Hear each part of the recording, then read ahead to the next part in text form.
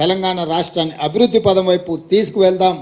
10 సంవత్సరాల్లో జరిగిన నష్టాన్ని, వచ్చిన కష్టాన్ని మనం ఎదుర్కొని నిలబడి దేశం ముందు వైబ్రెంట్ తెలంగాణను మనం నిలబెడదాం. ఈ తెలంగాణకు ఒక మెగా మాస్టర్ ప్లాన్ తయారు చేస్తున్నాం, వైబ్రెంట్ తెలంగాణ 2050. దాంట్లో భాగంగా మీ అందరి సలహాలు సూచనల కోసం ఎన్నికలు ముగిసిన వెంటనే సంప్రదింపుల ప్రక్రియ మొదలుపెట్టి ఒక మంచి ప్రణాళికను 2050 కోసం తెలంగాణ అభివృద్ధిని, తెలంగాణ సంక్షేమాన్ని ముందుకు తీసుకెళ్లడానికి మా ప్రభుత్వం వస్తుంది అని చెప్పి మీకు అందరికీ తెలియజేస్తున్నాను.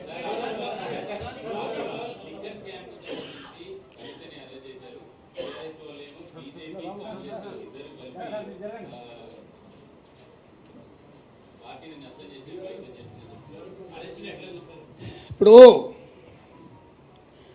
ఇది టీవీలలో సీరియల్ చూస్తే సంవత్సరాల కొద్ది కొనసాగుతూనే ఉంటాయి. వాటికి ఆరంభం ఎప్పుడైందో చెప్పలేము, అంతం ఎప్పుడైతుందో కూడా చెప్పలేము. ఈ లిక్కర్ స్కామ్కు సంబంధించి కూడా కేసీఆర్ కుటుంబము, బీజేపీ ప్రభుత్వం నిరంతర ధారావాహికంగా టీవీలలో ఒక సీరియల్ను తలపించే విధంగా నాటకాలకు, డ్రామాలకు తెరలేపినరు. ఇన్ని సంవత్సరాల నుంచి కొనసాగుతున్న ఈ డ్రామా నిన్న అరెస్టు డ్రామాతో పతాక స్థాయికి వచ్చింది.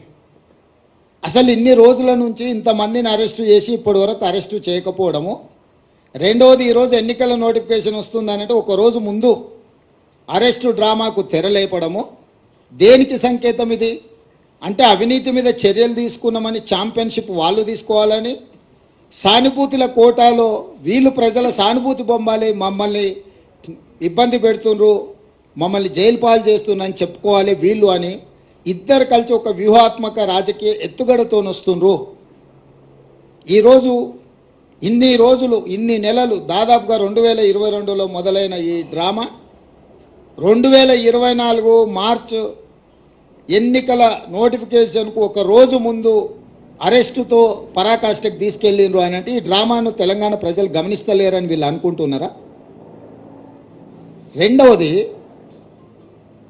కల్వకుంట్ల కవిత గారు, కల్వకుంట్ల చంద్రశేఖరరావు గారు కూతురింటికి పోలీసులు దాడి చేసి ఢిల్లీ నుంచి ఈడీ అధికారులు వచ్చి అరెస్ట్ చేసి తీసుకెళ్తుంటే బాధ్యత కలిగిన తండ్రిగా చంద్రశేఖరరావు గారు అక్కడికి రాలేదు అంటే దీన్ని ఎట్లా అర్థం చేసుకోవాలి? రెండవది, తండ్రిగా కాకపోయినా కల్వకుంట్ల కవిత గారు శాసనమండలి సభ్యురాలు, టీఆర్ఎస్ పార్టీ నాయకురాలు, పార్టీ అధ్యక్షుడిగా శాసనమండలి సభ్యురాలని అరెస్టు చేస్తుంటే అక్కడికి రావాలి, అక్కడికి వచ్చే అధికారులను వివరాలు అడగాలన్న సంగతి చంద్రశేఖరరావు గారికి తెలియదా? పోనీ ఇప్పటి వరకు కూడా చంద్రశేఖరరావు గారు అరెస్టును ఖండించలేదు. అరెస్ట్ ఎందుకు జరిగిందో, తన పార్టీ శాసనమండలి సభ్యురాలను ఎందుకు అరెస్టు చేసిండ్రో ఇంతవరకు తెలంగాణ ప్రజలకు వివరణ ఇవ్వలేదు. చంద్రశేఖరరావు గారి మౌనము ఏ రకంగా అర్థం చేసుకోవచ్చు? మూడో అంశము, గతంలో ఎప్పుడు కూడా మొదట ఈడీ వస్తారు, తర్వాత మోడీ వస్తారు అనుకునేటోళ్ళం. నిన్న మాత్రం ఈడీ మోడీ కలిసే వచ్చిరా తెలంగాణకు. అంటే అవినీతి పరుల మీద చర్యలు తీసుకుంటున్నామనే ఛాంపియన్షిప్లో మోడీ గారు కోట్లు పడాలి, అయ్యో పాపం ఆడపిల్లని అరెస్టు చేసిండనే సానుభూతితోని బీఆర్ఎస్ కోట్లు పడాలి. సర్వేలని 12 సీట్లు కాంగ్రెస్ గెలుస్తుంది అని కోడే కూస్తుంటే రాజకీయంగా కాంగ్రెస్ పార్టీని దెబ్బతీయడానికి ఈ రకమైన ఒక చీప్ పొలిటికల్ టాక్టిక్స్ ప్లే చేస్తున్నారు. కాబట్టి ఇప్పటికైనా మోడీ గారు, కేసీఆర్ గారు ఈ డ్రామాలు కట్టిపెట్టి 10 సంవత్సరాలు మోడీ గారు తెలంగాణ ప్రజలకు ఏం చేసిండో, పేదలకు ఇండ్లు ఇచ్చిండా, రైతుల ఆదాయం రెండింతలు చేసిండా, ప్రతి సంవత్సరం 2 కోట్ల ఉద్యోగాలు ఇస్తా అన్నాడు, ఇప్పటికీ 20 కోట్ల ఉద్యోగాలు ఇవ్వాలి, తెలంగాణలో ఎన్ని ఉద్యోగాలు ఇచ్చిండో, స్విస్ బ్యాంకులో ఉన్న లక్షల కోట్ల రూపాయల నల్లధనాన్ని తెచ్చి ప్రతి పేదవాడి ఖాతాలో 15 లక్షలు వేస్తా అన్నాడు, ఆ 15 లక్షల రూపాయలు ఎంతమంది ఖాతాలో వేసిండు, మనకు ఇస్తా అన్న పునర్విభజన చట్టంలో బయ్యారం ఉక్కు కర్మాగారం ఎందుకు ఇవ్వలేదు, కాజీపేట రైల్వే కోచ్ ఫ్యాక్టరీ ఎందుకు ఇవ్వలేదు, ఐఐఎం ఎందుకు ఇవ్వలేదు, ఎన్టీపీసీలో ఇంకా 2400 మెగావాట్ల విద్యుత్తు ప్రాజెక్టులను ఎందుకు నిర్మించలేదు? గిరిజన యూనివర్సిటీ 9 సంవత్సరాలు ఆపేసి ఇప్పుడు ప్రారంభించడానికి కారణం ఏంది? మెట్రో విస్తరణకు అనుమతి ఎందుకు ఇవ్వలేదు? ఇట్లాంటి చాలా విషయాలలో బీజేపీకి సమాధానం చెప్పడానికి ఏమీ లేదు. కాబట్టి ఈరోజు ఈ అరెస్టులు, ఈ అవినీతికి వ్యతిరేకంగా మేము ఏదో చర్యలు తీసుకుంటున్నాం అన్నట్టుగా నాటకాలు ఆడుతున్నారు. ఈ నాటకాన్ని ప్రజలు గమనించాలి. మొన్న జరిగిన ఎన్నికల్లో మేము ఇచ్చిన మాట ప్రకారం ప్రజలకు అన్ని రకాలుగా సహాయంగా నిలబడి ఒక విశ్వాసాన్ని కల్పించి స్వేచ్ఛాపూరితమైన వాతావరణంలో పరిపాలన అందిస్తున్నాము. రాబోయే పార్లమెంట్ ఎన్నికల్లో కాంగ్రెస్ను దొంగ దెబ్బ తీయడానికి వీళ్ళిద్దరు కలిసి ఆడుతున్న నాటకము. ఒకవేళ ఇది నాటకం కాకపోయిన ఉంటే చంద్రశేఖరరావు గారు ఎందుకు ఇంతవరకు స్పందించలేదు? కూతురుని అరెస్టు చేస్తే తండ్రిగానైనా స్పందించాలి. ఒకవేళ అలా స్పందించినప్పుడు శాసనమండలి సభ్యురాలను, పార్టీ సభ్యురాలని అరెస్టు చేస్తే పార్టీ అధ్యక్షుడిగా స్పందించాలి. 2 విషయాలలో వారు స్పందించలేదు, పత్రికా ప్రకటన విడుదల కూడా చెయ్యలేదు అని అంటే, నిన్న మోడీ గారు వచ్చి వారు కూడా ఈ విషయాన్ని ఎక్కడ ప్రస్తావించలేదు. తెలంగాణ రాష్ట్ర పర్యటనలో మోడీ గారు ఉన్నప్పుడే నిన్న మధ్యాహ్నం 1:20 ఈడీ అధికారులు వచ్చారు. 5:20 కవిత గారిని అరెస్టు చేశారు. 7 గంటల తర్వాత ఢిల్లీకి తీసుకెళ్ళినట్టున్నారు. అంటే పూర్తి సమాచారం మోడీ గారికి ఉన్నది కదా. ప్రధానమంత్రిగా వారి పర్యటన ఉన్నప్పుడు ఈడీ అధికారులు, ఇన్కమ్ ట్యాక్స్ అధికారులు ఒక రాజకీయ పరమైన అంశంలో చర్యలు తీసుకుంటున్నంటే ఎందుకు మోడీ గారు నిన్న తన రోడ్ షోలో ప్రస్తావించలేదు? చంద్రశేఖరరావు గారు మౌనము, మోడీ గారి మౌనం వెనకాల ఉన్న వ్యూహం ఏంది? వీళ్ళు ఎందుకు వ్యూహాత్మకంగా వ్యవహరిస్తున్నారు? అరెస్టు నేను ఖండించలేదు చంద్రశేఖరరావు గారు, అరెస్టును మోడీ సమర్థించలేదు. అంటే దీని వెనకాల కాంగ్రెస్ను దొంగ దెబ్బతీయాలనే ఎత్తుగడ ఉంది. తెలంగాణ సమాజం అంతా దీన్ని గమనించాల్సిందిగా కాంగ్రెస్ పార్టీ విజ్ఞప్తి చేస్తుంది.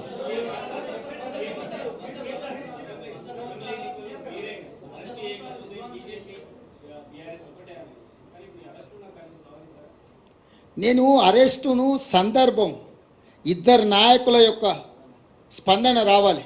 ఒక ఆయన ప్రధానమంత్రి, ఒక ఆయన పార్టీ అధ్యక్షుడు. ఒక ఆయన అరెస్టు చేసిండు, ఇంకొక ఆయన అరెస్టు కాబడ్డాడు.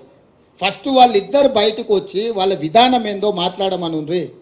వాళ్ళ విధానాలు మాట్లాడినాక ప్రజలు నిర్ణయిస్తారు వీళ్ళు ఎలాంటి నాటకాలకు తెరలేపిండ్రు, ఈ నాటకాలకు ఏ విధంగా స్వస్తి పలకాలను ప్రజలు నిర్ణయిస్తారు.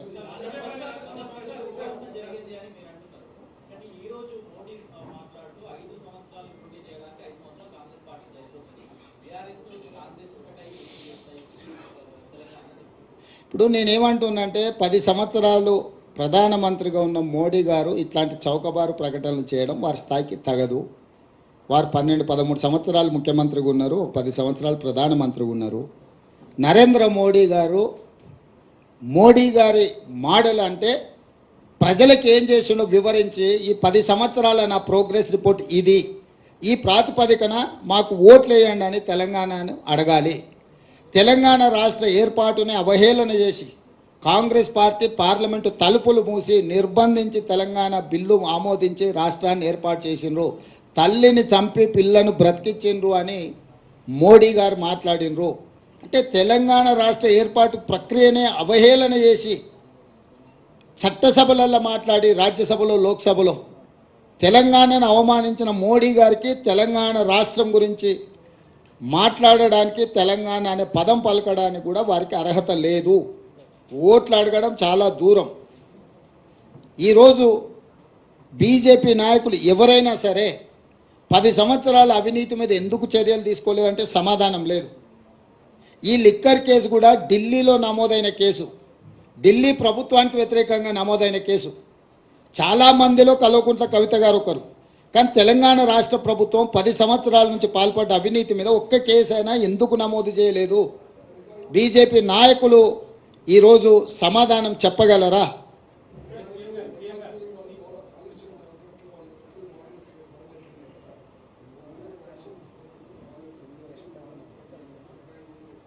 అవును అవును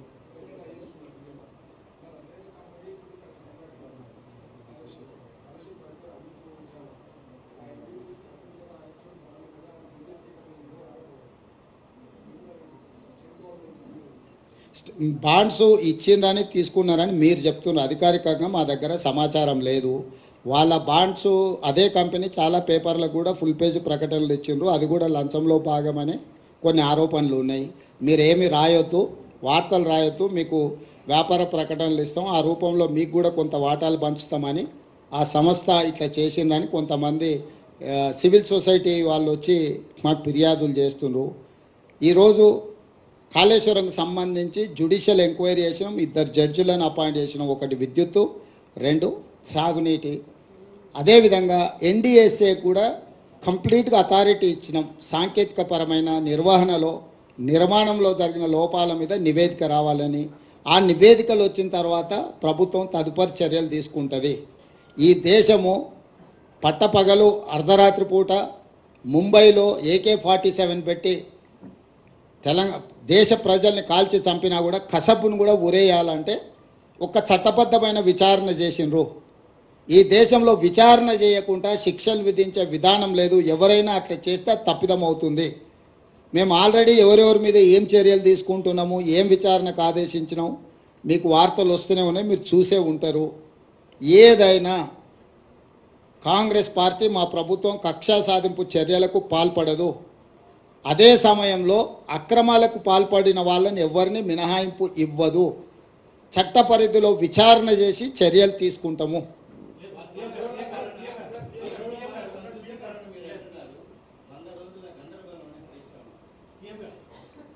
వాళ్ళ పార్టీలో ఉన్న గందరగోళం, కుటుంబంలో ఉన్న తగాదాలను ఆయన పరోక్షంగా ప్రస్తావిస్తున్నాడు. ఆయన పాపం జాలి పడాల్సిన సందర్భం. నిన్న అక్కడికి వెళ్ళిండు, చేతులు కట్టుకొని నించున్నాడు. ఇవాళ ఇట్లా అయింది, రేపు ఎట్లయితుందో అని. రమేష్,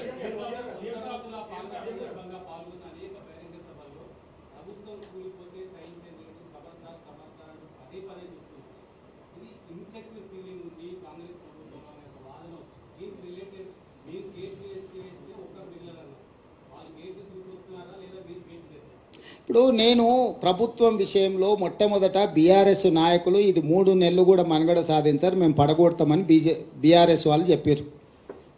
శాసనసభలో ఉన్న కడియం శ్రీహరి గారు లాంటి వాళ్ళు, కేసీఆర్ కూడా అంతర్గత సమావేశాలలో ఈ ప్రభుత్వాన్ని మనుగడ సాగనీయము, పడగొడతామని బీఆర్ఎస్ వాళ్ళు అన్నారు.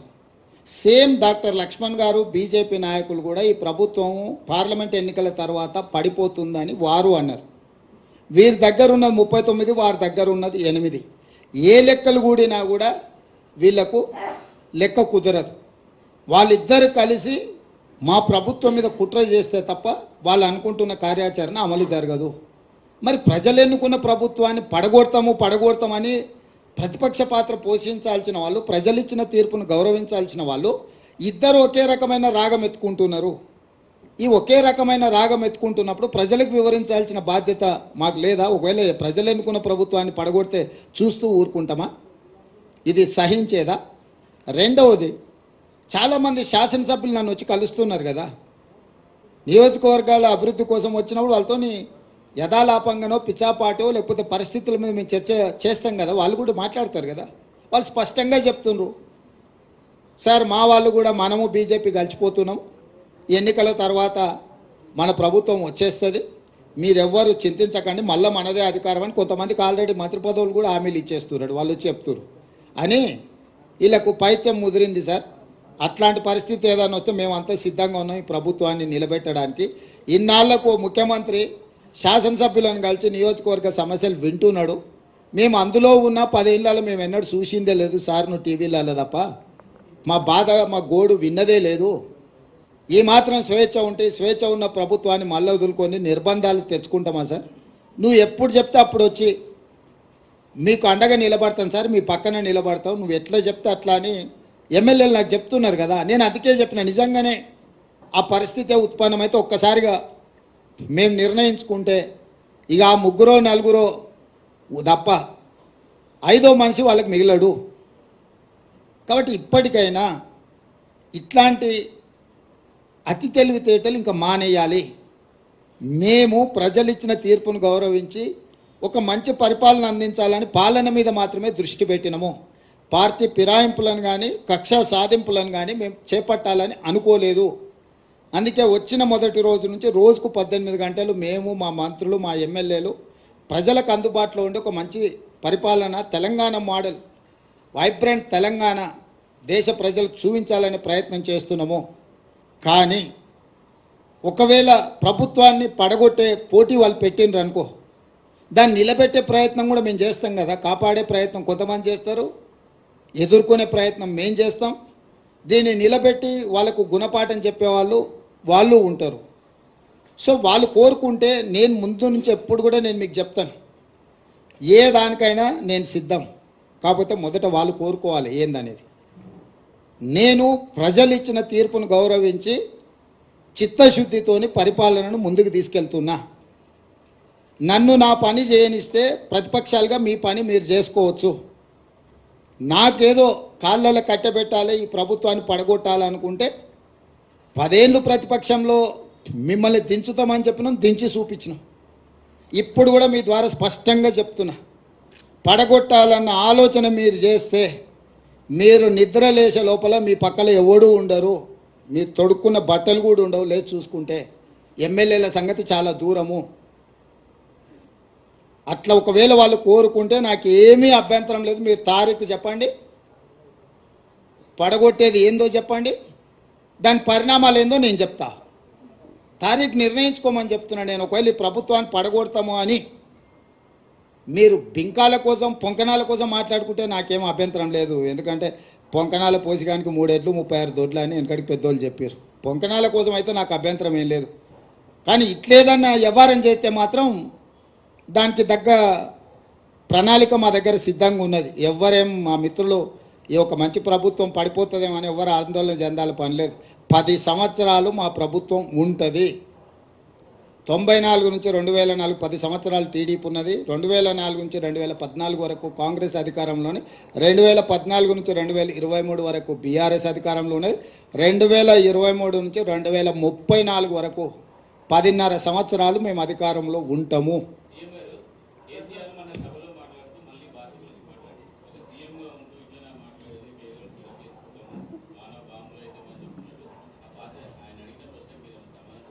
ఇప్పటికన్నా ఆయన జ్ఞానోదయం అయింది. గతంలో ఆయన ఏం మాట్లాడిన ఒకసారి సోషల్ మీడియాలో పెడుతున్నారు, చూసుకోమని. ముఖ్యమంత్రిగా శాసనసభలో ఆనాటి పిసిసి అధ్యక్షుడు ఉత్తమ్ కుమార్ రెడ్డి గారిని ఏం మాట్లాడిండు, బయట ఏం మాట్లాడిండు, సభలలో ఏం మాట్లాడిండు ముఖ్యమంత్రిగా ఒక్కసారి చూడమన్నారు. అంతెందుకు నల్గొండలో సభలో ముఖ్యమంత్రిని పట్టుకొని ఎన్ని మాటలు అన్నాడు మీరు తీయండి. రాష్ట్ర మంత్రిగా, కేంద్ర మంత్రిగా, ముఖ్యమంత్రిగా 40 సంవత్సరాలు సుదీర్ఘమైన అనుభవం ఉన్న చంద్రశేఖరరావు నల్గొండ జిల్లాలో బహిరంగ సభలో ముఖ్యమంత్రిని పట్టుకొని ఎన్ని మాటలు మాట్లాడినో మీకు ఒక్కసారి చూడండి. ఆయన అహంకారము ఇంకా కూడా అనగలేదు.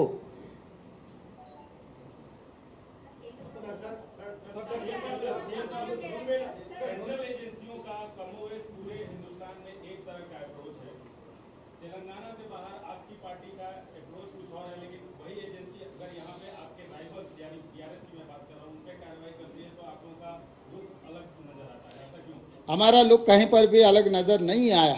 हम लोग हमेशा एक ही बात बोलते, आपको क्या चाहिए, आइस और नाइस। आइस का मतलब income tax, CBI, ED. Nice का मतलब narcotics, income tax, CBI, ED.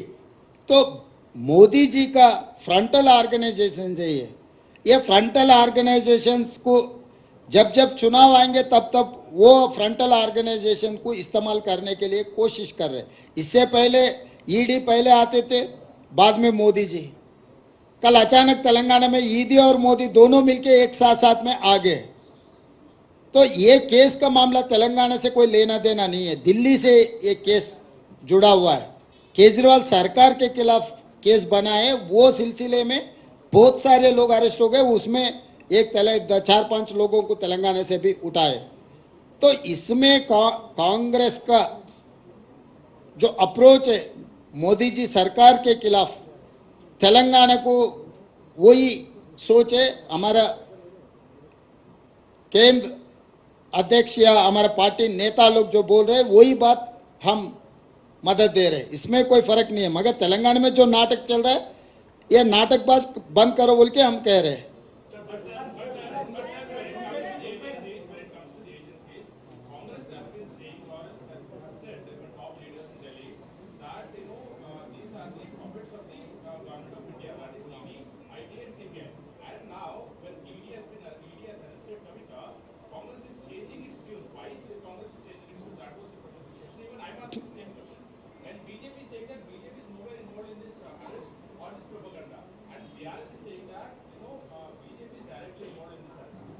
See, I don't change my stand.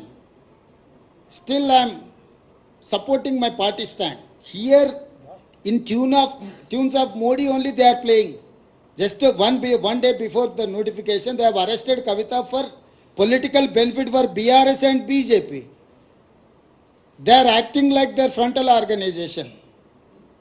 So still my statement is same. I don't change my stand. This arrest also part of the politics influenced by Narendra Modi ji.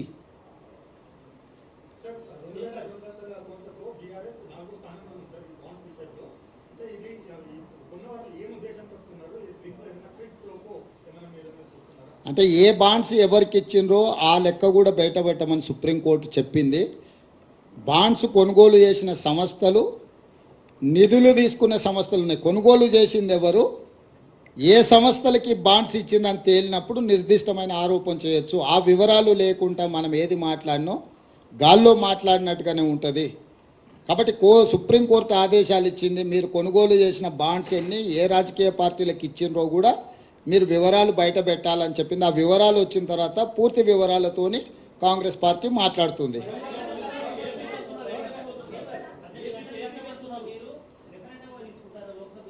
ఏంది? Yes, డెఫినెట్గా నేనే ప్రకటించిన రాబోయే parliament ఎన్నికలు మేము రెఫరెండంగా భావిస్తున్నాం. మా పనితనాన్ని 100 రోజుల పరిపాలన దృష్టిలో పెట్టుకొని ప్రజల్ని ఓటేయమని మేము విజ్ఞప్తి చేస్తున్నాము. ప్రజలకు మేము స్పష్టంగా చెప్పినాము, మేము నిర్దిష్టమైన హామీలు ఇచ్చినాము, వాటిని తప్పకుండా అమలు చేస్తాము. మా పరిపాలనను కొలబద్దగా పెట్టుకొని మీరు ఓటేయండి అని చెప్తున్నాం. 10 ఏళ్ల మోడీ పరిపాలన, 10 ఏళ్ల కేసీఆర్ పరిపాలన, 100 రోజుల మా పరిపాలన మీ కళ్ళ ముందు ఉంది. ఈ మూడిటిని విశ్లేషించి మూడిటిని దృష్టిలో పెట్టుకొని ప్రజల్ని ఓటేయండి, ఇది మా ప్రభుత్వానికి రెఫరెండమే.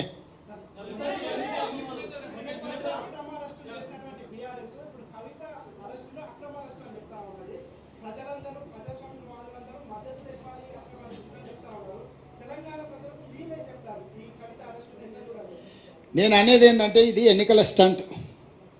చంద్రశేఖర్ రావే ఇంతవరకు ఖండించలేదు, ఇంతవరకు తను దీని పట్ల విధానం ప్రకటించలేదు. ఈ అరెస్ట్ పట్ల చంద్రశేఖరరావుకే ఈ విషయంలో విధానం లేదు, ప్రకటన లేదు. ప్రతిపక్షాలుగా మేము చెప్పేది ఒకటే, అవినీతి పరులు ఎవరున్నా శిక్షించాల్సిందే. కానీ ఆ ముసుగులో మీ రాజకీయ ప్రయోజనాల కోసం ఒకరోజు ఎన్నికల నోటిఫికేషన్ వచ్చే ముందు మొత్తం పెద్ద డ్రామాకు తెరలేపి ఒక పెద్ద డ్రామా కంపెనీని నడుపుతున్నట్టుగా అనిపిస్తుంది.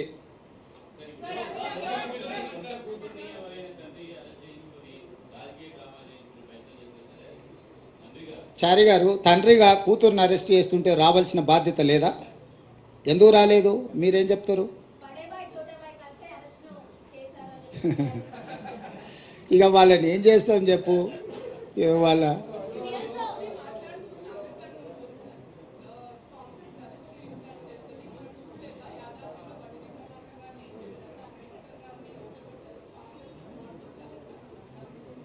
ఈ దేశానికి రాష్ట్రపతిని చేసింది దళితులను కాంగ్రెస్ పార్టీ, వివిధ రాష్ట్రాలలో ముఖ్యమంత్రులను చేసింది కాంగ్రెస్ పార్టీ, ఇక్కడ సిఎల్పి లీడర్గా దళితుని చేసింది కాంగ్రెస్ పార్టీ. ఇవన్నీ పక్కన పెడితే కాంగ్రెస్ పార్టీ అధ్యక్షుడు దళితుడు.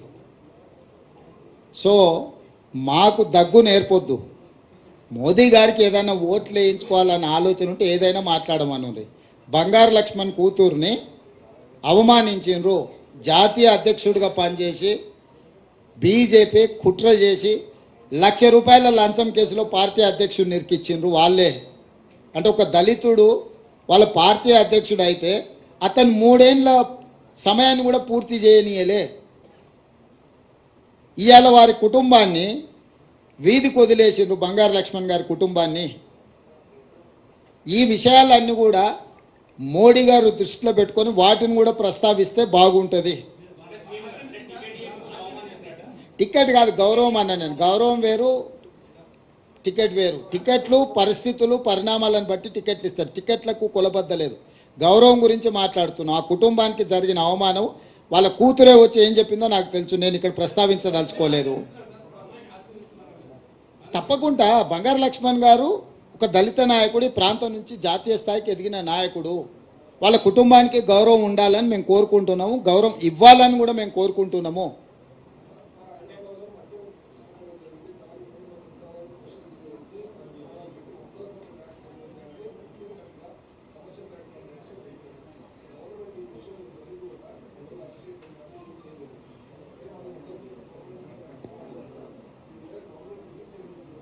శ్రీనివాస్ ఏదో కంకణం కట్టుకొని జేబులో కాగితం పెట్టుకొనే వచ్చినట్టున్నాడు చూస్తుంటే. ఏది కూడా అసలు ఆ రేట్ చేసింది మేమే కదా, మా ప్రభుత్వమే కదా. 100 కోట్ల అవినీతి జరిగిందని తేల్చింది మేమే కదా. లెక్కలు తేలకుండా కనిపించిన వాళ్ళ అరెస్ట్ చేసుకుంటూ పోతాం. అంటే ఇప్పుడు ఉన్న వాళ్ళని అరెస్ట్ చేసి పాత వాళ్ళని విడిచిపెట్టమనే మన ఎజెండా ఉందా నీ దగ్గర?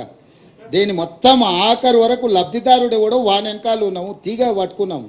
డొంకంతా కదలాలి, డొంకను మొత్తం కదిలిస్తాం. దాని వెనకాల ఉన్న దొరల్ని నువ్వేమైనా కాపాడి ఇప్పుడు బినామీలను అనామకులను పెట్టి వాళ్ళని అరెస్ట్ చేస్తే అయిపోద్దని అనుకుంటున్నావు. అట్లా లేదు, లోతుకెళ్ళి. सर आप ये बोल रहे हैं कि दलित और कई सारे जो माइनॉरिटीज है उनके लिए हम लोग एक स्पेशल रिजर्वेशन देंगे एक तरफ, दूसरी तरफ होम मिनिस्ट्री सीए लेके आने के लिए एक इम्प्लीमेंटेशन बात की है। तेलंगाना गवर्नमेंट का स्टैंड क्या है? कल ही दिखाया था मैं, आप नहीं आए शायद इफ्तार में। हम साफ साफ कह दिए सिटीजन अमेंडमेंट एक्ट से लेकर 4% रिजर्वेशन फॉर माइनॉरिटीज जो निकालने के लिए, दबाने के लिए जो भारतीय जनता पार्टी कोशिश करे, सख्त हम लोग उनके खिलाफ है। हम लड़ेंगे इस चुनाव में, भारतीय जनता पार्टी को हरा देके ऐसे मामलों में देश को खतरा पहचाने का लाने के लिए कोशिश किए तो हम खामोश नहीं बैठते। ये देश को आज़ादी दिलाए सो पार्टी कांग्रेस है। इस देश को बचाने का जिम्मेदारी हमारे। माइनॉरिटी को 4% रिजर्वेशन दिए हमें, 4% रिजर्वेशन निभाने के लिए हम पूरे कोशिश करेंगे। अमित शाह या नरेंद्र मोदी जी या उनके कोई भी नेतागण कुछ भी भाषण देने दो, మీ ఛానల్ ఏం తల్లి క్వశ్చన్లు ఎక్కువైనాయి.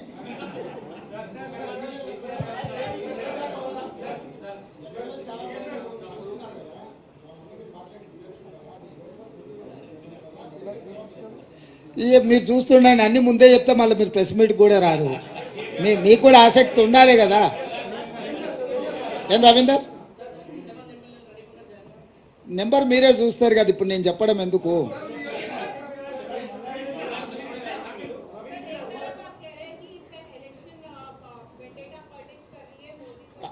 I have not said vendetta politics. I have said stunt, drama.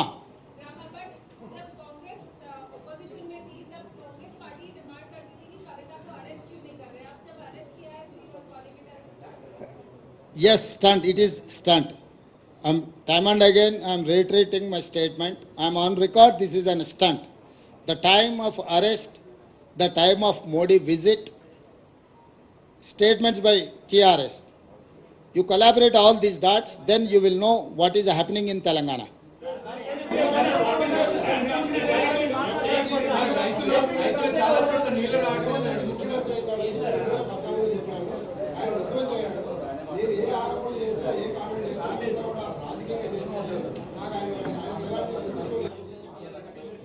ఎట్లా మల్లారెడ్డి స్టేట్మెంట్గా చూస్తా.